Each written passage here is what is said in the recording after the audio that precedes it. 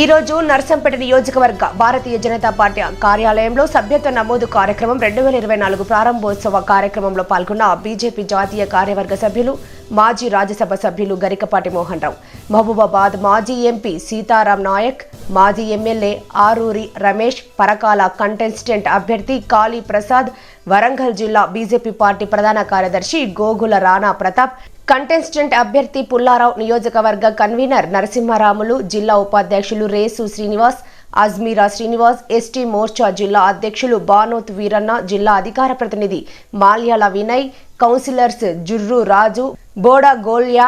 అన్ని మండల అధ్యక్షులు, అన్ని మండల యువ మోర్చా అధ్యక్షులు, సీనియర్ నాయకులు, స్థానిక నాయకులు, కార్యకర్తలు మరియు తదితరులు పాల్గొన్నారు.